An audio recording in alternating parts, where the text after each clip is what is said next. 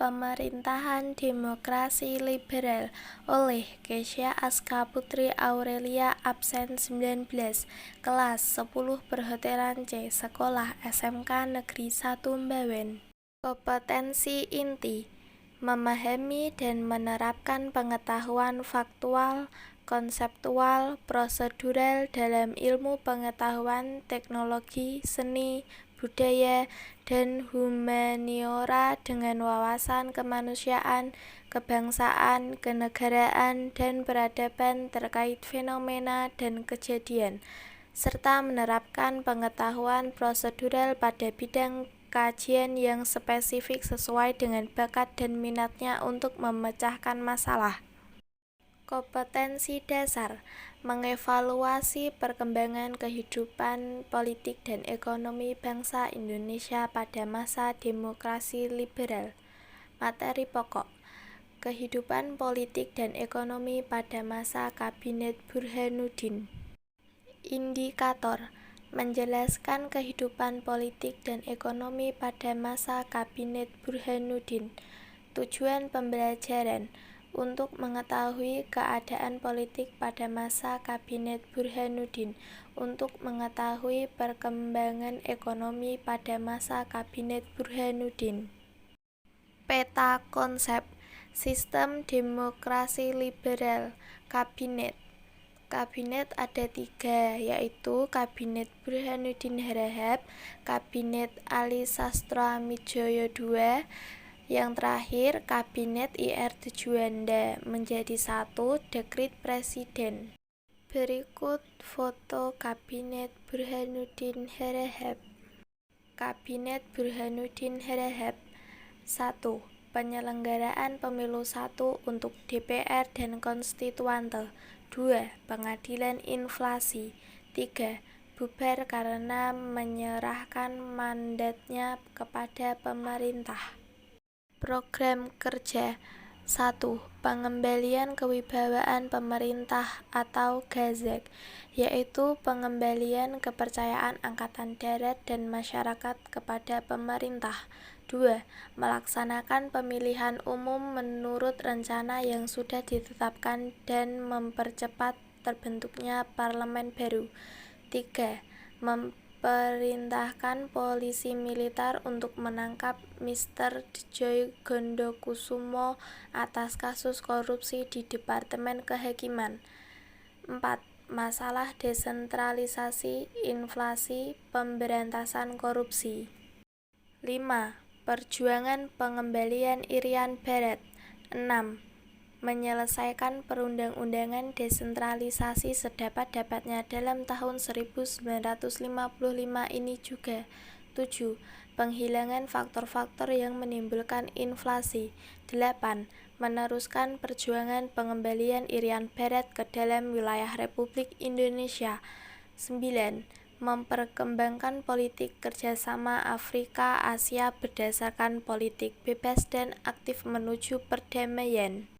Hasil kerja: 1. Menyelenggarakan pemilihan umum untuk anggota-anggota DPR.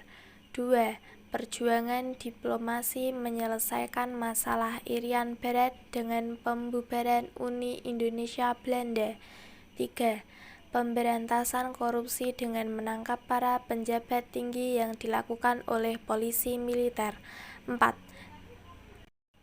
Terbinanya hubungan antara Angkatan Darat dengan Kabinet Burhanuddin. 5.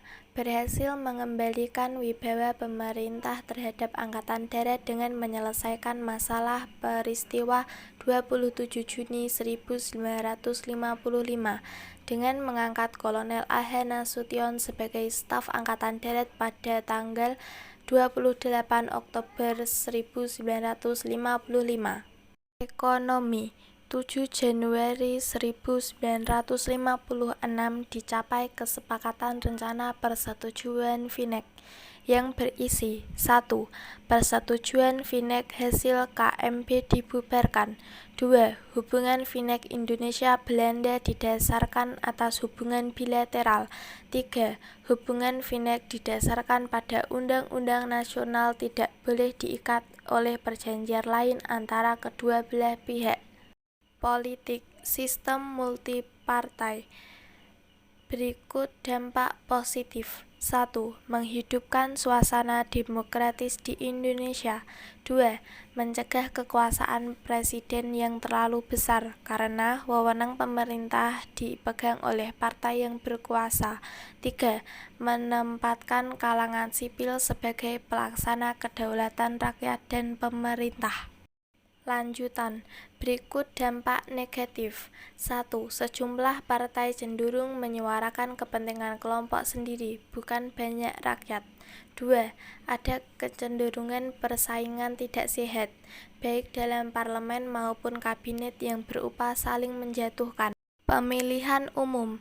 Hasil pemilu 1 memunculkan 4 partai terkemuka yang meraih kursi terbanyak di DPR dan konstituante, yaitu pertimbangan perolehan kursi DPR hasil pemilu tahun 1955 tahap 1, Masyumi 60 kursi, PNI 58 kursi, PKI 32 kursi, NU 47 kursi. Partai lainnya memperebutkan sisa 75 kursi. Pemilu 1955 dilaksanakan 2 kali. Pemilu 1 memilih anggota DPR, Pemilu 2 memilih anggota konstituante. Hasil PNI, Masyumi, NU, dan PKI. Pertimbangan perolehan kursi konstituante hasil pemilu tahun 1955 tahap 2. PNI 199 kursi, Masyumi 112 kursi, NU 91 kursi, PKI 80 kursi. Partai lainnya memperebutkan sisa 118 kursi. Walaupun pemilu 1 dapat berlangsung dengan aman, lancar, dan tertib, tetapi keadaan politik dan keamanan belum stabil. Hal ini disebabkan oleh 1. Sering terjadi pertentangan antar politik. 2. Partai politik hanya mempertahankan keyakinan partainya.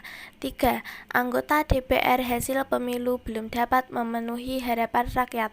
4. Badan konstituante gagal menyusun UUD. Sekian presentasi dari saya. Terima kasih.